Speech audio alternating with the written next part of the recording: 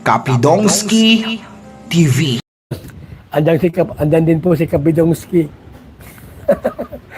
Taga si Kapidongski, taga Padada yan eh. Nabudunsor, Kapidongski. Grabe Kalingap Rab na na all sa live kahapon ni Kalingap Edu, imagine $500 ang palipad ni Sir Jacob.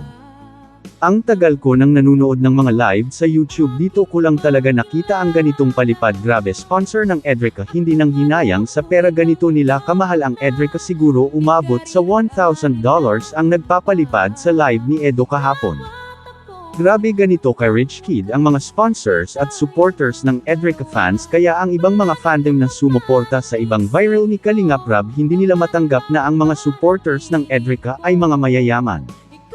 Kaya pilit nilang sinisiraan si Opa Edo at BB Girl Erica kahit wala naman ginagawa sa kanila ang dalawa. Kahit napaka-humble at down-to-earth ang Edrica, ang ibang mga bashers binigyan talaga nila ng masamang kahulugan kung ano man ang nakikita nila sa Edrica. Pero dito ako bilib sa mga supporters ng Edrica, dito mo talaga makikita na mga matataas talaga ang kanilang mga pangunawa, nakikita nila ang kabaitan ni Edo at Erica kaya sumusuporta sila sa Edrica.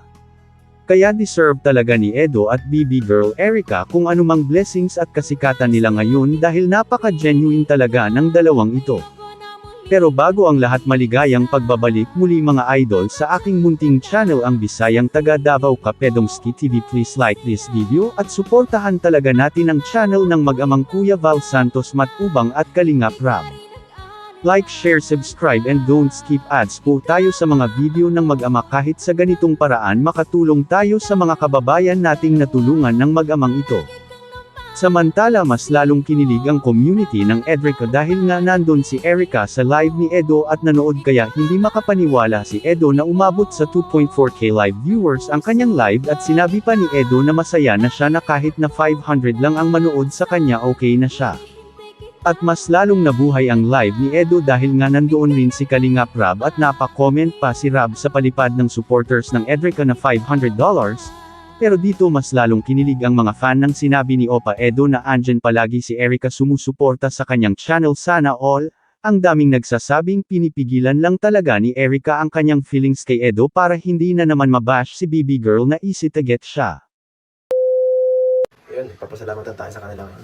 Salamat sa mga sumama sa live natin. Una kay Kalingap Rab at syempre sa mga kasama natin sa K-Boy, si Kuya David Vlog, si Kuya Jello, Starax TV. At syempre kay Erica, thank you. Dahil sa support, thank you sa support. Lagi nanonood ng live ta. Minsan di lang yun na-chat pero nandiyan yan. Kung paswerte yan eh. Thank you. Salamat po sa lahat. God bless.